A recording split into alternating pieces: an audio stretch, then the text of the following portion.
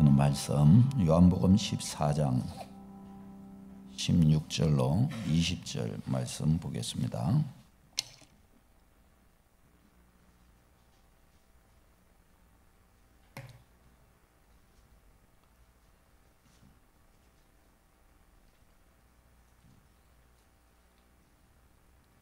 요한복음 14장 16절로 20절입니다.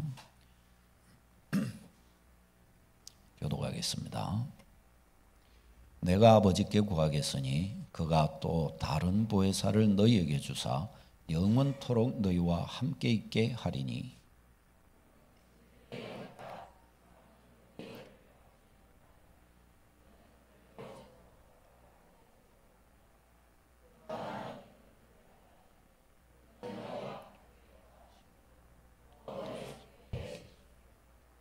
내가 너희를 고아와 같이 버려두지 아니하고 너희에게로 오리라.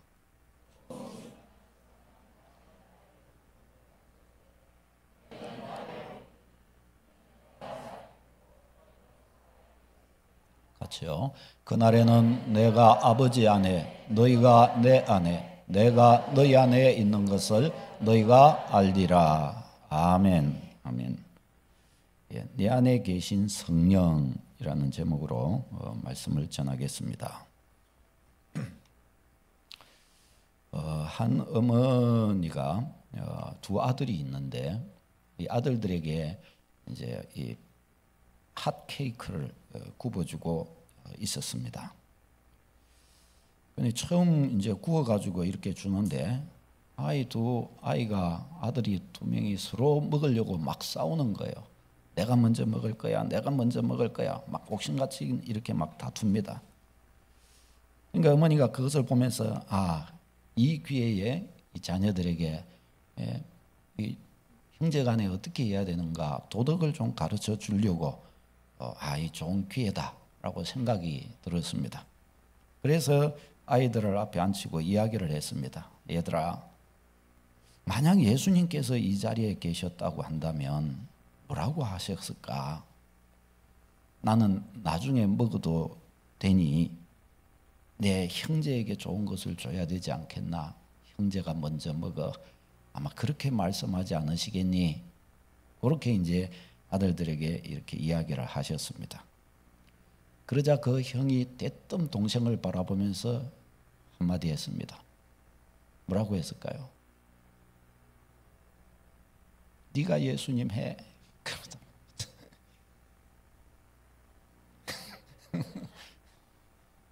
못 들으셨습니까? 네가 예수님 해. 형님이 그러고 빨리 그거 가서 집어다가 먹었다고 합니다. 주는 것이 받는 것보다 복이 있지만 내가 그렇게 하기는 싫어하는 것이 우리 인간의 마음인 것 같습니다. 그러니까 주님의 십자가는 영광의 십자가인 것이 분명하지만 그러나 네가 십자가지라라고 하면 안 지고 싶어하는 것이 인지상정인 것 같습니다. 그러나 예수님을 진정으로 따르는 또 따르고자 하는 주의 백성들은 십자가가 영광인 줄 알고 그래서 그 십자가를 지는 길을 가는 줄로 믿습니다. 주는 것이 받는 것보다 복이 있다고 한다면 정말 주는 그 아름다움, 내가 예수님과 같이 동생아 네가 먼저 먹어 라고 말하는 기쁨, 또 그것이 영광이 된다라고 하는 그런 은혜가 우리에게 있어야 하겠습니다. 예수님은 십자가를 통해서 우리에게 아주 중요한 선물을 주셨습니다. 십자가가 주는 선물, 십자가의 은혜. 첫 번째가 구원의 선물을 우리에게 주셨습니다. 구원을 우리가 따낸 것입니까? 아닙니다. 내가 내 구원을 받기 위해 내 죄 문제를 내가 해결했습니까? 아닙니다. 우리는 죄 문제를 해결할 능력도 없습니다. 이것을 누가 주셨어요? 예수 그리스도께서 선물로 주셨어요. 나는 그냥 나 같은 죄인을 주님 좀 도와주세요 그랬는데 주님이 그래 내가 너를 도와줄게. 내가 너를 구원해 줄게. 십자가의 보혈로 우리를 구원해 주셨습니다. 31절 읽겠습니다. 시작. 주 예수를 믿으라. 그리하면 너와 내 집이 구원을 받으리라. 아멘. 이 약속이 그냥 주어진 약속이 아니죠. 공짜가 아니에요. 예수님의 피값이 지불된 것입니다. 인간적으로 성경이 인간을 이해시키기 위해서 인간의 방법으로 말씀하셨죠. 부모가 있는데 독생자가 있어요. 그 독생자가 있는데 저 보니까 알지도 못하는 애인데 그 애가 너무 불쌍한 저 애가 한 명 있는 거예요. 그래서 너무너무 불쌍하건데 내 아들을 살리려고 하면 저 아들을 못 살리겠고, 근데 가가지고 어떻게 하냐, 내 아들을 주고 그 아들을 살리는 거예요. 이걸 할 수 있겠냔 말이죠, 우리가. 근데 하나님이 우리에게 그렇게 하셨다고 말씀합니다. 그렇게 해서 믿는 자에게 구원이 되도록 하셨는 거예요. 그러니까 이 구원의 은혜라고 하는 것은 말이 쉬운 것이지, 우리가 받기에 우리에게 쉬운 것이지, 진짜 이 구원의 계획을 성취하신 하나님 편에서는 이것은 피눈물을 흘리는 너무나 크신 역사임을 우리는 잊지 말아야 됩니다. 그러니까 반드시 예수의 피의 권세는 역사가 있음을 놓치지 마시기를 바랍니다. 믿는 자는 누구나 구원을 받는 거예요. 믿는 자는. 이 구원의 선물이에요. 그래서 예수 그리스도 안에 구원의 선물. 그 다음에 두 번째가 예수 그리스도를 믿을 때 성령을 선물로 주신다고 그랬습니다. 38절요. 시작. 너희가 회개하여 각각 예수 그리스도의 이름으로 세례를 받고 죄 사함을 받으라. 그리하면 성령의 선물을 받으리니. 아멘. 회개하여 하나님을 믿지 않는 나를 내려놓고 세례를 받으라. 예수님을 모시라는 거죠. 죄에 대하여 죽고 하나님에 대하여 산 자, 하나님께로 인생을 틀으라는 거죠. 그러면 어떻게 해요? 성령의 선물을 주신다라고 말씀하셨습니다. 그 성령의 선물을 받는 거예요.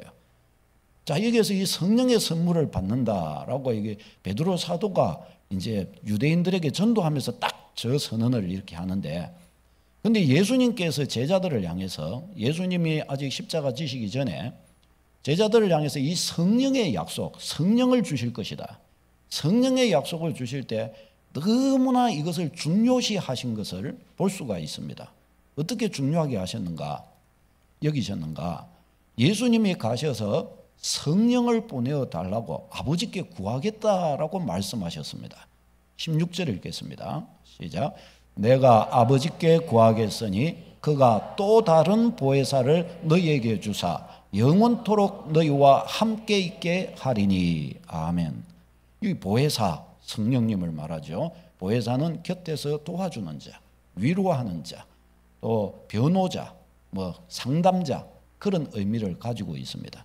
예수님이 제자들에게 그러하셨고, 성령님이 우리 곁에서 우리를 도우시는 분, 우리를 변호해 주시는 분, 우리의 위로자, 우리의 인생을, 우리의 삶을 상담해 주시는 분이십니다. 문제 있으면 사람 찾거나 딴 거 먼저 보려고 하지 말고 우리 성도는 성령님하고 상담하시기를 축원합니다. 성령님이 다 가르쳐 주시는 거예요. 다요. 성령님이 한 말씀 해주시면요, 영혼에 얼마나 큰 위로로 찾아오는지 몰라요. 성령님이 조금만 은혜 주시면 막 삶이 확 살아 일어나 버리는 거예요. 살아 일어나요. 이 보혜사 성령을 너희에게 주사 영원토록 너희와 함께 있게 하리니 하는 이 함께 한다, 이 단어가 이 관계적으로 이 함께 한다는 의미입니다. 관계적으로 우리와 관계적으로 같이 한다는 거예요. 이 내적으로, 그러니까 아주 가까운 관계가 되도록 한다는 것입니다. 너희와 함께 있게 해 주시겠다라고 말씀합니다. 그런데 저기에서 또 다른 보혜사를이라고 말씀하잖아요. 저 다른이라는 단어가 예수님도 보혜사시잖아요. 저기에서 다른이라고 한 것은 종류는 같은데 다른 것을 말하는 겁니다. 꽃이 종류가 똑같잖아요. 근데 이거하고 이거는 다르잖아요. 똑같이 보이지만은 종류는 같지만 달라요. 근데 같은 꽃이에요. 그렇죠? 예수님과 성령님은 같은 분이에요. 그러나 다른 분이에요. 이 꽃처럼. 종류가 같지 하나님으로서 같은 분이시지만은 다른 분이셔요. 그러니까 이것은 우리에게 뭘 가르쳐 주는가 하면, 보혜사 예수님이 하나님 보좌 우편으로 가시고 성령을 보내어 주시는데, 성령님은 예수님의 사역을 이어서 하시는 분이라는 거예요. 예수님 그분을 이 땅 가운데 드러내시는 분이시라는 것을 이것이 이 말씀이 우리에게 가르쳐 줍니다. 특히 예수님께서 성령을 보내어 달라고 구하겠다라고 말씀하시는데, 구한다는 것은 배고픈 자가 마치 국을 하는 것처럼 간절하게, 나 이거 오늘 국을 못하면 나 죽는다, 막 간절히 막 구하잖아요. 그런 것처럼 아주 간곡하게 간구하는 것을 말합니다. 그러니까 보혜사 성령을 보내주시기를 아버지께 내가 간곡히 청하겠다라고 말씀하신 것입니다. 그 예수님이 성령을 그렇게 청하겠다 그러신 거예요. 그러면 또 예수님께서 제자들에게 예수님이 계신 것보다 성령이 오시는 것이 제자들에게 더 낫다고 말씀합니다. 저 말씀이 언제 나온 것인가 하면, 예수님께서 제자들을 떠나 이제 십자가 지시고 제자들을 떠나 아버지께로 가실 것이다 라고 말씀하시니까 제자들이 막 염려합니다. 가신다는 말이 뭔 말인지도 잘 모르겠고 감히 또 두려워서 묻는 자도 없고, 성경에 보면 그랬다 그래요. 그때 예수님께서 자신의 떠나가시는 것을 염려하고 근심하는 제자들을 향해 주신 말씀이에요. 읽겠습니다. 시작. 그러나 내가 너희에게 실상을 말하노니 내가 떠나가는 것이 너희에게 유익이라. 내가 떠나가지 아니하면 보혜사가 너희에게로 오시지 아니할 것이요 가면 내가 그를 너희에게로 보내리니. 아멘. 그 실상을 말하니 내가 사실을 이야기하는데, 내가 그냥 이렇게 있을 때는, 우리가 같이 있을 때는 이렇게 얼굴과 얼굴을 보고 이렇게 이야기도 하고 이러니까 내가 너희 곁에 있는 것이 좋겠다고 너희는 생각할지 모르지만, 사실 너희를 위해서는 내가 떠나가는 것이 더 낫다. 내가 떠나가면 보혜사가 너희에게로 오실 것이다. 내가 안 가면 보혜사가 오시지 않을 거야. 내가 가서 보혜사를 보내달라고 아버지께 청하여 보혜사께서 또 다른 보혜사가 너희에게로 오실 건데, 그가 오시는 것이 내가 너희와 육신으로 이렇게 있는 것보다 그게 더 나은 거야. 예수님께서 그렇게 말씀을 하셨습니다. 그러니까 이것을 보면 예수님께서는 성령이 오심을, 보혜사 성령 오심을 너무나 중요한 것으로 여기신 것을 볼 수가 있습니다. 사도행전 1장에서도 보면 예수님께서 성천하시기 직전에 예루살렘을 떠나지 말고 내가 너희에게 분부한 성령을 기다리라 라고 제자들에게 말씀하십니다. 그러니까 제자들이 대뜸 물어요. 예루살렘을 회복하실 때가 이때십니까? 라고 물어요. 그런데 이때가 언제예요? 예수님 이제 모든 사역을 끝내고 성천하실, 제자들에게 사명을 맡기시고 성천하실 순간입니다. 그때 제자들은 예루살렘을 회복하시면 이때입니까? 하고 그렇게 물어요. 그럼 그게 무슨 의미냐? 이 땅에 하나님의 나라, 이스라엘 나라 회복, 이게 예수님의 이 사명이라고 저들은 아직도 그 생각하고 있는 거예요. 예수님이 죽음에서 부활하시고 이제 성천하심을 앞둔 부활도 목격한 제자들임에도 아직 땅의 일을 넘어서지 못하고 있어요. 그런데 그럼에도 불구하고 예수님이 그때 제자들을 향하여 이놈의 자식들, 내가 지금 너희들 다 가르치고 이제 지금 다 졸업시키고 이제 나는 성천하고 너희에게 사명을 맡길 건데 아직도 못 깨닫느냐 하고 전혀 책망 같은 거 하시는 게 없으셔요. 오히려 그냥 당당하게 예수님은 그냥 가심을 본 그대로 오시리라 하고 이렇게 가시는 거예요. 천사들을 그런 이야기로. 어떻게 해서 그러실 수 있었는가? 바로 예수님이 가셔서 누가 오셔요? 성령을 보내실 것이기 때문입니다. 성령께서 오셔서 다 하실 거라는 거예요. 예수님의 가르치심 다 생각나게 하실 것이고 예수님의 남은 사역 성령이 다 하게 하실 거라는 거예요. 할렐루야. 그래서 성령이 오실 것이기 때문에 예수님은 아무런 제자들이, 지금 제자들이 이렇게 깨달음이 둔한 것 같고 저들이 뭘 할 수 있겠나, 아무리 그렇게 보여도 아무런 염려하지 않고 예수님은 성천하시고 제자들에게 보혜사 성령을 기다리라 라고 그렇게 말씀하셨던 것입니다. 자, 그러면 우리가 이런 질문을 이제 해보십시다. 예수님께서 예수님께서 육신을 가지신 예수님께서 제자들과 함께 계시는 것보다 성령께서 제자들에게 오시는 것이 더 나은 이유는 무엇일까요? 더 나으니까 예수님께서 그러셨잖아요. 성령을 보내는 게 더 낫다고 그러셨잖아요. 이유가 뭐냐? 첫 번째가 성령님은 영원히 제자들과 함께 하실 것이기 때문입니다. 그 예수님은, 육신의 예수님은 제자들과 영원히 함께 하시지 않으셔요. 또 영원히 같이 계실 수가 없으셔요. 육신을 가지고 오셨다는 것은 시간계 안으로 들어오셨다는 소리고 시간과 공간의 제약을 받으신다는 소리입니다. 그렇죠? 여기 있으면 서울에서는 못 만나시는 거예요. 못 만나주는 거예요.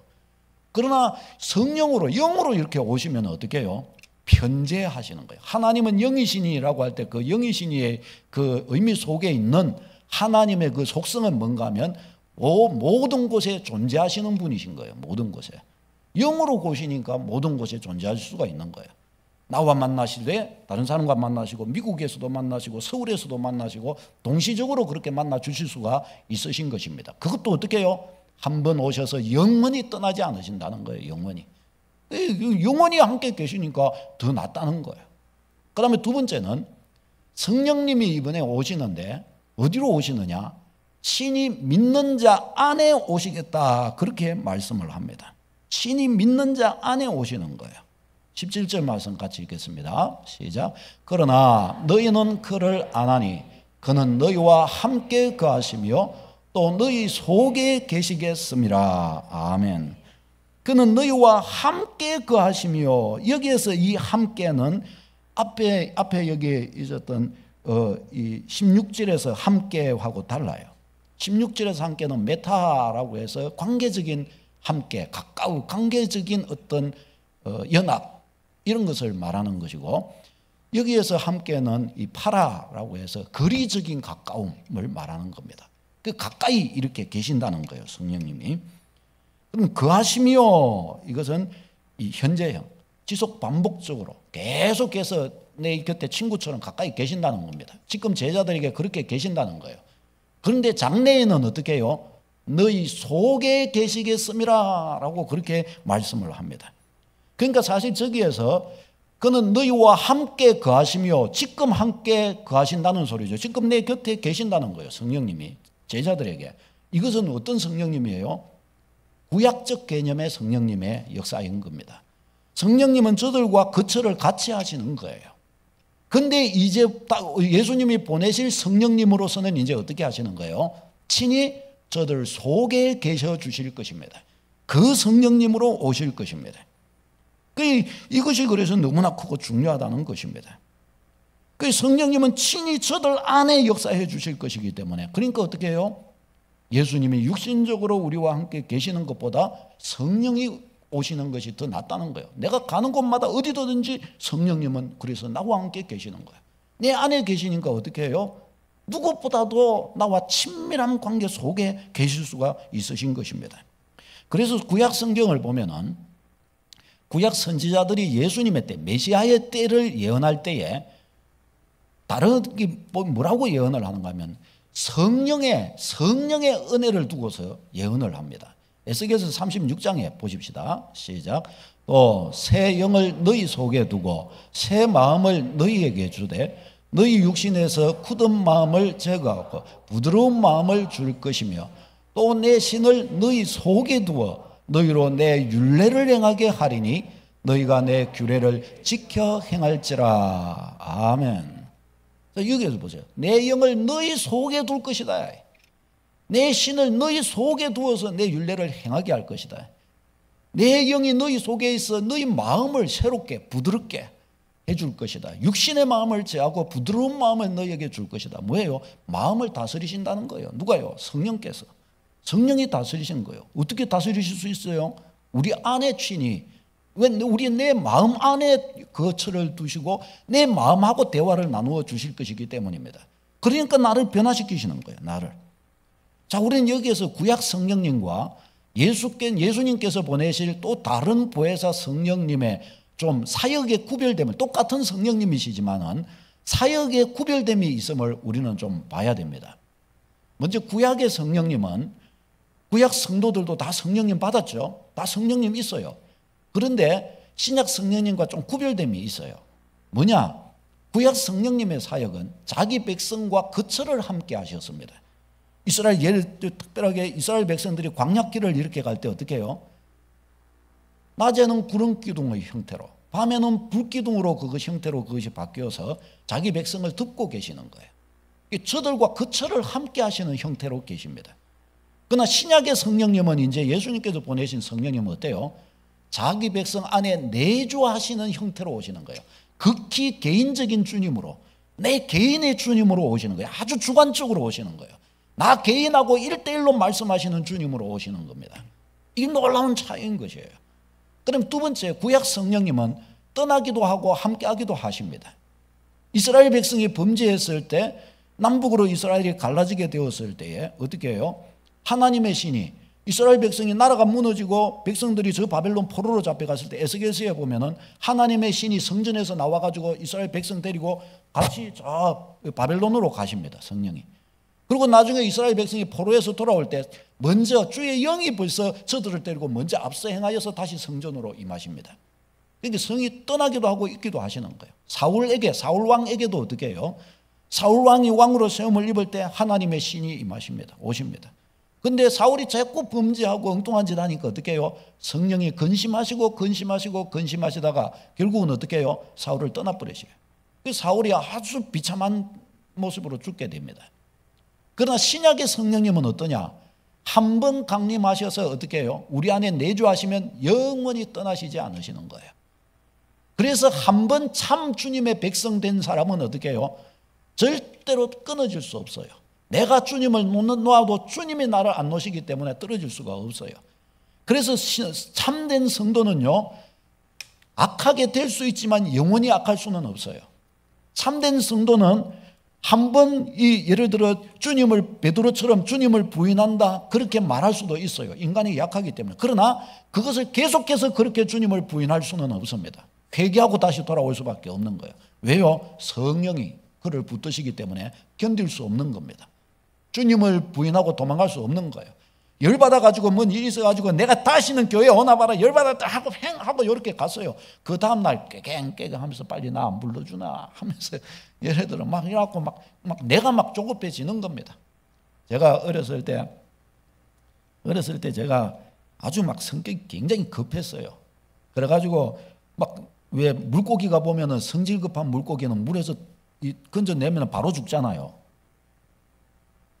그런 물고기들이 있습니다. 바로 죽어요. 성질이 급해가지고. 그런데 저도 성질이 급해가지고 막 한번 저를 불나게 만들면 제가 경기를 일으켜갖고 자빠졌대요. 경기를 일으켜갖고 그냥 눈 돌아가고 막 이랬대요. 그러니까 제가 막 열받으려고 막 우락부락 이렇게 그거 하면 어머니가 와갖고 달래시고 그래서 막 아무도 저를 못 건드리게 막 집에서 그런 거예요. 그렇게 어린 시절에 크다 보니까 한 번은 이제 형님하고 아래에서 동네 아래쪽에서 집에까지 이렇게 이제 가는데 왜 어렸을 때 달리기 이런 거 막 하잖아요. 그 형님하고 저하고 4살 차이가 나는데 저희 집이 동네 제일 위에 있는데 근데 그래서 달리기를 하는데 형님하고 달리기를 해갖고 누가 빨리 집에 가냐 하자 내기하자 이래갖고 했는데 근데 형님이 4살 많으니까 제가 안 되잖아요. 그래서 나를 저만큼 앞에 놔두고 그리고 이제 넷이 땅 해갖고 시작을 했습니다. 근데 막 가는데 누가 이기겠습니까? 제가 안 되죠. 처음에는 거리를 많이 뒀지만 형님이 뭐 힘이 붙으면 쫙 하고 올라가고 먼저 가죠. 근데 저를 추월해서 가는데 제가 막 형님 옷을 잡고 바지짜랭이 잡고 막 아무래도 다 뿌리치고 가버리는 거예요. 아니 형님이 내가 그 정도 잡으면 막 잡혀주는 척 좀 해줘야 되는데 그래야 내가 기분이 좋은데 형님이 이렇게 하는데 매몰차게 탁 끊고 가버리는 겁니다. 그런데 제가 형님아 나하고 같이 가 하는데 보는 척만 제가 가버리는 거예요 집에. 그러면서 저 위에 서가지고 나를 보면서 이래갖고 막 놀리는 거예요. 에 말이지 내가 이겼다 하면서. 그러자 제가 어떻게 했습니까? 눈 돌아갔습니다. 경기 일으켰습니다. 거기서 바로 들어 누워가지고 거기서 막 울어제꼈는데 한나자로 울었습니다. 누워가지고 아무도 저를 못 데리고 가요. 거기서 누웠는데 울었는데 이제 그래가지고 이제 그때가 저녁 먹을 때쯤 이제 이리 돼가요. 어두버둡 돼가려고. 근데 제가 한참 울면서 제가한테 날이 또 어두워져가고 목도 아파 죽겠고 이거 좀 무수붙이고 이러는데 또 배도 고프고 이러는데 나를 형님이 데리고 가야 되는데 옛날 같으면 데리고 갔는데 데리러 오지를 않는 거예요. 형님이 나를 좀 데리러 와야 되는데 안 데리러 오는 거예요. 그래서 막 약간 더 막 소리가 데리러 오란 소리죠. 빨리 나 데리러 오란 소리. 그래도 보는 척도 안 하는 거예요. 나중에 보니까 저희 막내 누님이 이래갖고 그것이 이렇게 쳐다보다만 또 속 들어가 버리는 거예요. 제가 그때의 상처를 아직도 기억하고 있어요. 절대로 고집 부리면 안 되겠다. 이제 그때부터 제가 고집 부리지 않기 시작했습니다. 왜? 한번 쓴맛을 보고 나니까 그래봐야 나만 손해다. 목도 아프고 다리도 아프고 계속 누워가지고 막 다리 부비고 거리가 있으니까 이거 일 고집 부려갖고 이제 나이가 나도 됐나 보다. 이제 나도 이거 떼야 되겠다. 이제 그런 생각이 들어가지고 그랬더랬습니다. 그 성령이 우리 안에 계시면 그 성령께서 긁어내시는 거예요. 얘야 그러면 안 되지, 그러면 안 되지. 그러니까 막 실수해놓고도 또 믿음으로 안 해놓고 그때는 막 무릎으로 안 가리고 막 안 했다가 이제 집에 혼자 앉아 있으면 성령이 사사 긁으시는 겁니다. 얘야 이게 저 뜯고 저기 저 뜯지 않냐. 그래 내가 너 위로는 되지만 그래도 잘못한 거는 너잖아 하면서 이러고 자존심 상해 내가 또 가고 미안하다 소리를 못하겠고 내를 좀 불러주지는 않나 또 막 하다가 막 성령님하고 줄다리기를 하는 거죠. 막. 그러다가 이제 막 때가 되면 더 버틸 수 없고 이제 할 수 없어 이제 회개하고 주님 내가 잘못했습니다. 가가지고 이제 새 사람이 되어가지고 가서 또 이제 이야기를 하게 되고 그러죠. 그런 거 많이 겪어보셨지요? 들어들. 안 겪어봤으면 믿음이 성장하지 않는 건데 그렇게 믿음이 성장해 가는 겁니다. 그렇게. 그게 성령의 사역. 떠나기도 하고 구약에서 함께 있기도 하시고 영원히 우리 속에서 신약에서 우리에게는 떠나시지 않기 때문에 우리는 주님을 기쁘시게 하지 못해도 아주 주님을 기쁘시게 하지 못하는 대로 계속 살지는 못하는 거예요. 성령이 붙드시기 때문이에요. 그 다음에 구약의 성령님은 특별한 사람들에게 강력하게 임재하셔서 능력을 주십니다. 그래서 사명을 감당하게 하셨습니다. 신약적인 용어로 하면 그게 성령 충만이라고 말해볼 수 있고 성령의 은사라고도 말해볼 수가 있겠습니다. 사사들에게 삼손, 그렇죠? 괴력을 발휘하고 왕, 제사장, 선지자들을 세우시고 저들에게 주의 신이 임하셔서 감당할 수 있게 하셨습니다. 그런데 신약에서는 특별한 사람들이 아닌 모든 성도들에게 성령은 강력한 은혜를 저들에게 주십니다. 왜요? 친히 저들 안에 내주하시기 때문에 성령이 함께 해버리시는 거예요. 저들에게 성령의 충만과 은사와 열매와 능력과 성령의 권능이 이미 저들한테 주어져 버렸습니다. 아멘. 이것이 우리 주의 백성들에게 주어진 신약 성도들에게 주어진 축복입니다. 그래서 선지자들도 어떻게 해요? 새 영을 너희 속에 두고 주의 신이 너희 속에 역사하신다. 신약에 예수 그리스도 메시아에 때려놓고 성령이 우리 안에 내주하신다는 사실을 강조하여서 가르쳐 주십니다. 요엘서에도 보면 어떻게 해요?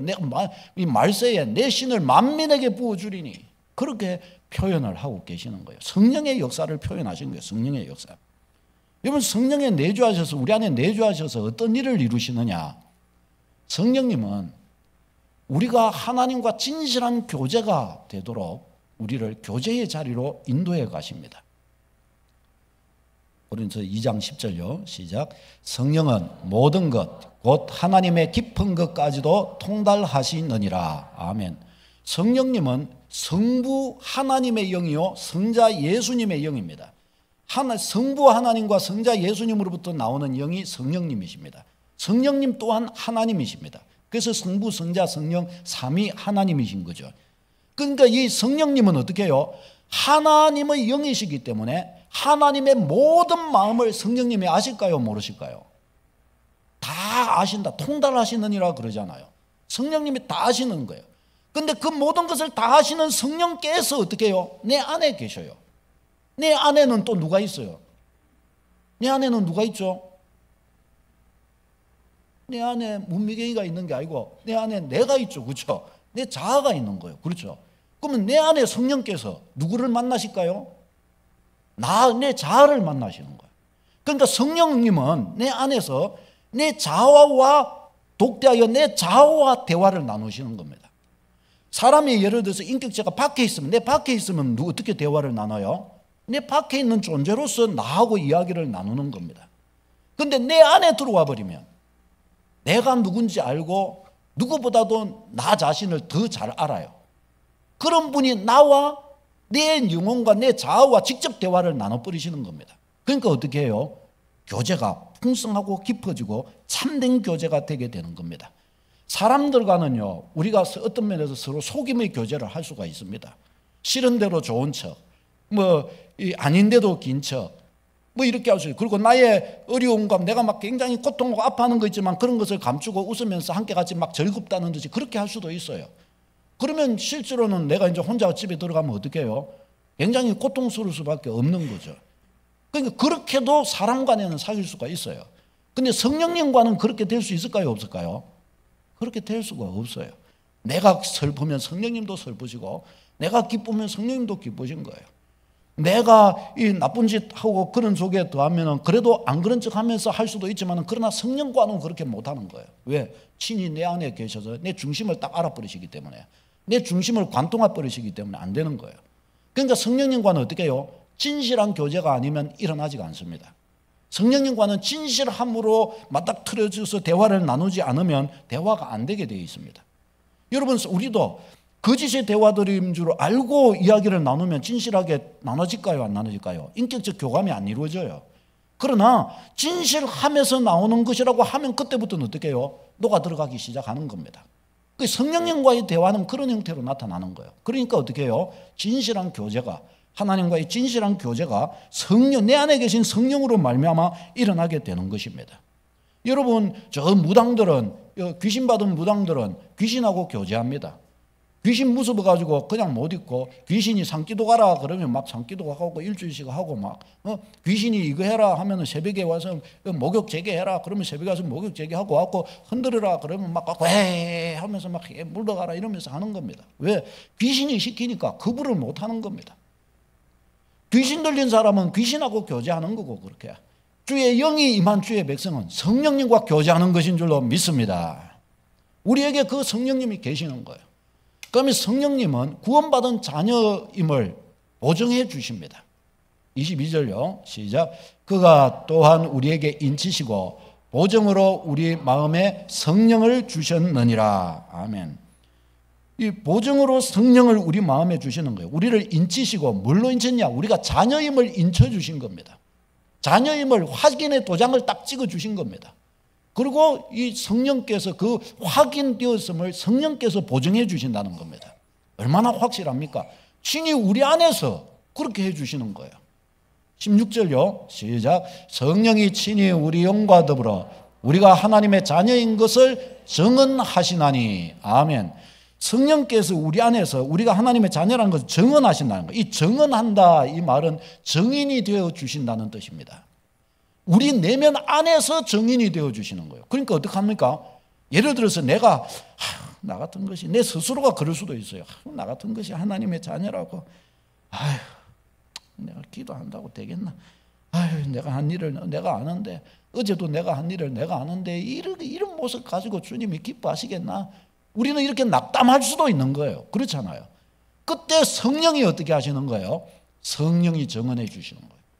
성령께서 내가 너의 의로 말미암아 너를 건진 것도 아니고 너의 의로 말미암아 너를 의롭다고 칭한 것도 아니라 예수의 피로 너를 의롭다 칭하였은즉 너는 약한 가운데 빠지지 말고 다시 일어나라. 내가 너를 의롭다 하였느니라. 너는 의인이니라. 내가 너를 붙드느니라.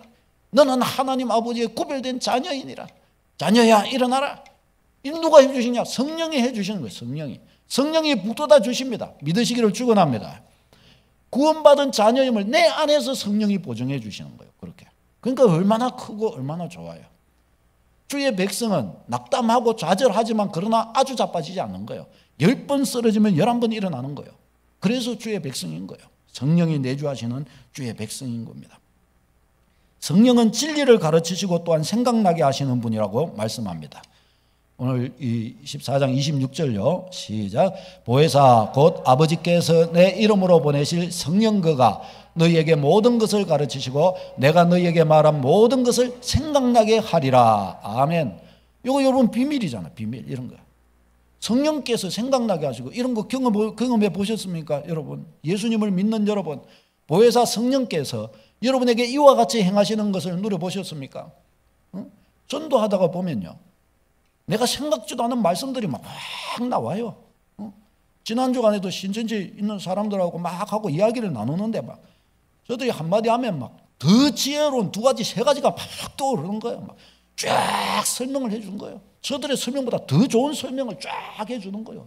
입이 다치는 거예요. 저들의 입을 막아버리는 거예요. 저들의 지성을 막아버리는 거예요. 왜? 더 좋은 지혜로 쫙 흘러나오는 거예요.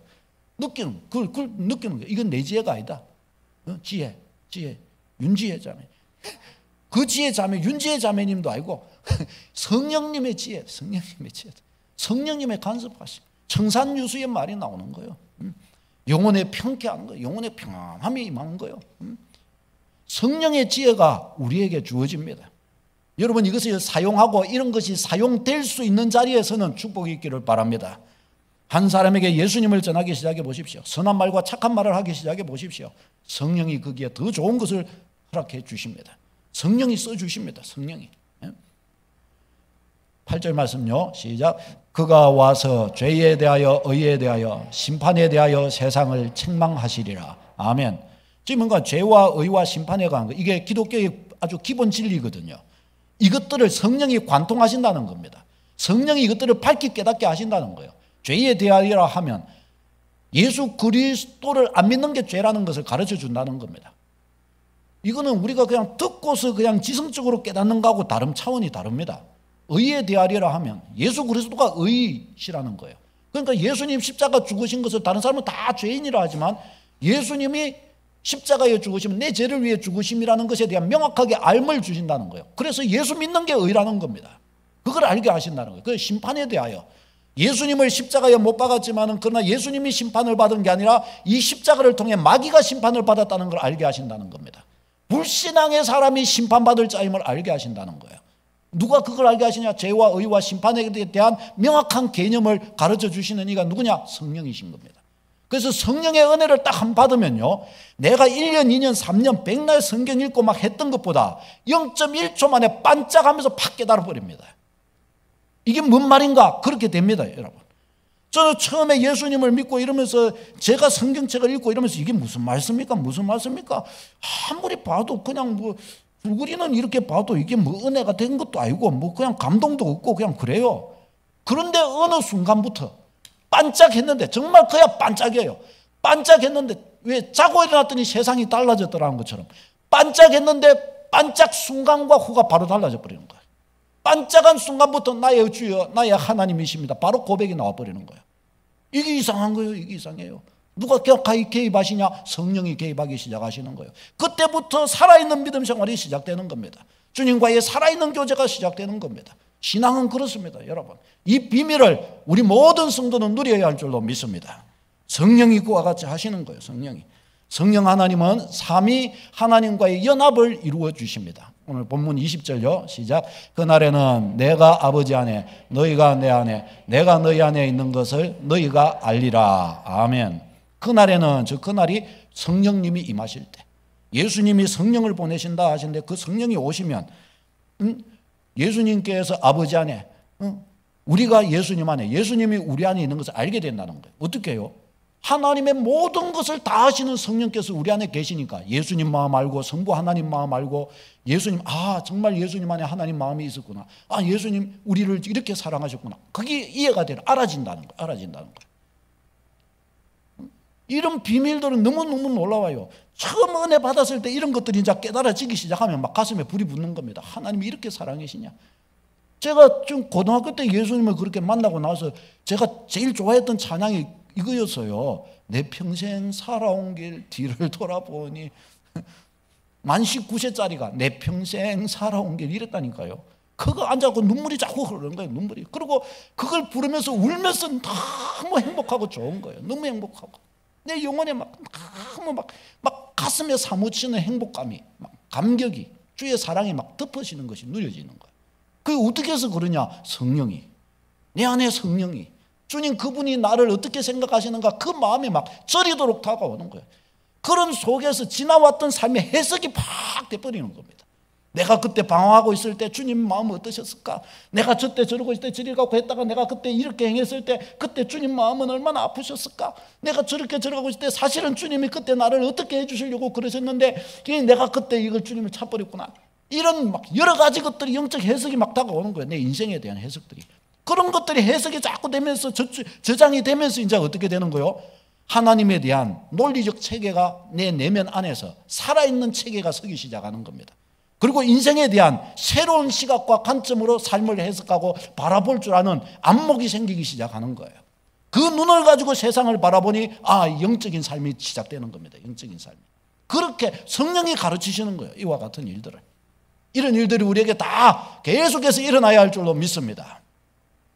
성령으로 살 때 우리의 삶에 나타나는 정상 첫 번째, 하나님을 향한 사랑이에요. 하나님을 향한 사랑. 하나님의 나를 어떻게 사랑하시나 몰라요. 왜 그런 거 있잖아요. 눈만 끔뻑끔뻑 하는 거 있잖아요. 왜? 야, 이분이 너의 어머니야? 예? 이분이 너를 낳았어. 예? 그래요? 감동이 없어요. 아무것도 몰라요. 너희 하나님이 살아계셔. 너희 하나님이 너를 사랑하셔. 그래요? 예배 때 주님 만나 주님 너무 사랑해요. 어떤 사람은 하면서 막 나의 주님하고 그러는데 저기 뭐야 노래 잘하네. 거기서 아무 감동이 없어요. 아무 감동이 없어요. 그런데 어떻게 해요? 성령의 은혜가 탁 집어버리시면 어떻게 해요? 막 가슴이 저미는 은혜가 찾아오는 거예요. 주님 나를 이렇게 사랑하셨습니까? 주님 나 같은 자를 위해 이렇게 십자가 지셨습니까? 내가 나 같은 것이 뭐라고? 이게 되는 이렇게 되는 거예요. 어떻게 해요? 내 가슴을 후배 파버리시는데 내 안에서 성령의 하나님의 사랑, 막 이제 그렇게 되니까 있잖아요. 자꾸 교회 가고 싶은 거예요. 처음 예수님 믿으면서 이런 거 있죠. 자꾸 교회 가고 뭐가 일이 없나 하고 들어보면서 뭐 왔다 갔다 하는 거예요. 그래갖고 또 막 성도들 모임에 막 가고 싶고 막 그런 거예요. 저도 처음에 예수님이 이제 교회 은혜는 그때는 안 받았을 때인데도 교회 가고 싶더라고요. 그래가지고 한 번은 교회에 이렇게 가고 했는데 아는 사람은 아무도 없어요. 사람들이 그 좀 모여 있는데 그거 갖고 왔다 갔다 하다가 한 바퀴 이리 삥 돌고 그런데도 막 영혼이 기뻐지는 거예요. 그런데도 그러고 또 제가 간 적도 있고 그것도 전혀 모르는 분인데 그분 집에 제가 전화해갖고 놀러 가도 되냐고 해갖고 놀러 간 적도 있어요. 그거 갔는데 전혀 모르니까 뻘쭘해가지고 그런데도 좋은 거예요. 영혼이 그냥 좋은 거예요. 그냥 이게 영의 문제더라고요. 영의 문제. 말씀에 목말라져요. 어떻게든지 주의 말씀 알고 싶어가지고 막 자꾸 주의 말씀을 보고 또 보고 이 말씀을 내가 깨달은 말씀을 자꾸 같이 나누고 싶은 거예요. 그리고 막 더 알고 싶어가지고 같이 말씀 공부하고 싶은 거예요. 내가 깨달은 은혜가 이건데 저 사람은 뭘 깨달았는지 그걸 알고 싶은 거예요. 여러분 이런 거 없습니까? 그걸 알고 싶은 거예요. 그걸 막 나누고 싶고 그걸 또 그 사람의 깨달으면 그 은혜를 막 같이 받고 싶고 막 이런 거예요. 제가 지난주에 신천지 조심해야 됩니다. 신천지 이 주변에 지금 막 엄청나게 그거 역사하고 있기 때문에 교회 외에서는 절대로 뭐 말씀 공부나 뭐 신천지가 이상한 저런 어떤 뭐 음악 뭐 가르쳐 준다 봉사 뭐 오만때만 것으로 다 뭘 조직을 해가지고 사람을 접촉점을 만들어 끌어들여요.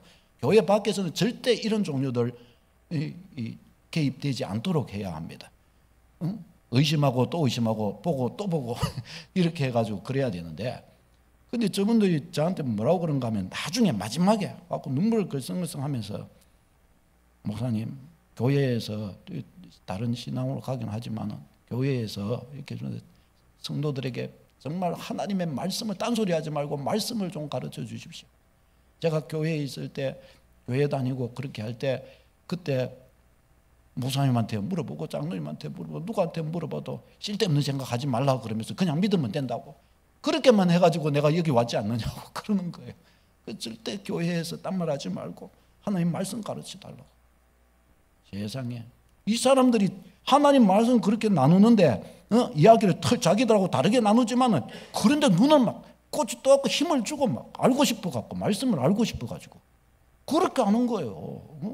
2시간을 나누고 3시간을 앉아갖고 허리도 아프고 다리 아프고 그런데도 막 그래도 막 그러는 거예요. 너무 즐거웠다면서 이런 이야기를 하는 거예요. 이게 어찌된 일이에요. 이게 신자들은 공부하자 이러면서 다 도망가 보고 없어요. 없는데 신천지는 와갖고 같이 해보자 이러고 있는 거예요. 이러고 있어요. 이게 여러분 이게 말세의 모습이 거꾸로가 된 거 아니에요. 어찌 성령 받은 주의 백성이 주의 성령은 말씀에 목마르게 하는 분이신데 목마른 자가 없냔 말이죠. 이게 뭘 말하는 거예요. 뭘 말하는 거예요 이게. 여러분 정신 바짝 차려야 돼요. 우리 성령은 죄에 대하여 해방된 자유를 주십니다. 그래서 울컥울컥하는 마음을 주셔요. 내 안에서 새로운 기쁨과 믿어지는 은혜와 뭔가 내 영혼의 안전함, 영혼의 뭔가의 자유, 뭔가 올무를 벗어난 뭔가 새하늘과 새 땅이 보이는 거예요. 그야말로 성령 안에서 성령의 인도하심이 나타납니다. 성령의 인도하심. 사람을 통해, 말씀을 통해. 이제는 말씀을 읽는데 이 말씀을 딱 깨달으면서 아하, 이거구나. 내가 하나님이 이걸 기뻐하시는구나. 뭔가 인도하심을 받을 수 있는 능력이 생깁니다. 하나님의 이전에는 말씀을 아무리 봐도 이게 뭘 좋은 건지도 모르겠고 하나님이 뭘 원하시는 건지도 모르겠어요. 그런데 성령이 개입하기 시작하시는 속에서 말씀을 보면 말씀이 인도를 받아요. 말씀의 인도를. 답을 얻게 되는 것이에요. 그러니 기도하면은 이 기도 속에서 주님이 기뻐하시는 거예요. 주님이 뭘 하시는 거예요. 뭔가 영감을 얻게 되는 것이에요. 내가 또 잘못 깨달을 때 또 사람을 통해서 깨닫게 해주시는 은혜가 있는 거예요. 허드슨 테일러 있죠, 중국 선교사. 허드슨 테일러가 한 번은 그 중국 선교를, 내지 선교를 이렇게 하면서 너무 힘들고 고통스럽고 열매는 없고 이라고 막 좌절을 느끼고 고통했어요. 그래서 이것을 자기 여동생한테 이제 본국에 편지를 썼는데 여동생으로 답장이 왔어요. 여동생이 뭐라고 했는가? 믿음이 좋았는 모양이에요. 오빠는 이 포도나무에 가지고 포도나무는 따로 계시지 않냐? 오빠는 가지고 주님이 포도나무시지 않냐? 가지가 왜 열매를 맺으려고 그렇게 때를 쓰고 그렇게 하냐? 가지는 나무에 붙어 있으면 그거는 나무가 고민하실 일인데 오빠가 왜 나무가 되려고 그러느냐? 이렇게 동생이 이렇게 이야기를 하고 편지를 쓰고 왔대요. 그래서 허드슨 테일러 가만히 생각해 보니까 그 말이 맞더라는 거예요. 자기가 나무가 되어 있더라는 거예요. 그래서 주여 나무에서 내려와서 저는 가지가 되겠습니다. 딱 선포하고 그날부터 그 시로부터 가지가 딱 됐는데 가지가 된 딱 그 순간부터 답이 나오기 시작하더라는 거예요. 그 순간부터 해서 자기를 얽어매고 있던 그런 어두움이 샥 가셔버리더라는 거예요. 가셔버려요. 나중에 이분이 이제 본국으로 와가지고 발표할 일이 있을 때 거기서 발표를 하면서 이런 이야기를 했다고 합니다. 저는 패배를 당했고 그래서 승리를 강구했으나 승리는 도무지 오지 않았습니다. 그러나 어느 날 저는 믿었습니다. 그랬더니 승리가 찾아왔습니다. 너무 단순하죠. 믿기 시작하자 승리가 찾아온 거예요. 주님을 인정하기 시작하자 주님의 역사가 나타나기 시작하는 겁니다. 할렐루야. 여러분 이것을 절대 잊지 마십시오. 복음의 사명을 감당할 수 있는 은혜를 주십니다. 복음의 지상명령을 감당할 수 있는 담대함을 주시고 열정을 주시고 확신을 주시고 해야 할 말이 생각나게 해주시는 거예요. 해야 할 말이 성령의 개입이신 거예요. 성령의 능력을 받아요. 이제 성령 충만, 성령 은사, 성령 열매 다 나타나는 줄로 믿습니다. 여러분 이거 다 받아서 누리는 여러분 되시기를 바랍니다. 성령의 권능을 받고 성령의 은사를 받고 성령 충만을 받고 인격적인 열매를 맺어 그리스도 예수의 장성한 분량까지 자라가고 이것을 가지고 주님 나라 위에 열심히 쓰임받고 큰 은혜 받는 여러분 되시기를 축원합니다. 성령은 여러분과 함께 계십니다. 신이 여러분 안에 계십니다. 성령님과 만나는 법을 터득하시고 성령님과 교제할 줄 알게 되시고 성령님의 일하심을 누리는 여러분 되시기를 바랍니다. 기도하겠습니다. 이 시간 함께 같이 기도할 때 성령님이 일하심을 고백합니다. 성령님을 인정합니다. 성령님 내 안에 계심을 인정합니다. 내가 성령님께 민감하게 반응하게 해 주십시오. 성령님이 우리 안에서 근심하신다 그랬어요. 성령님을 소멸하지 말라고 그랬어요.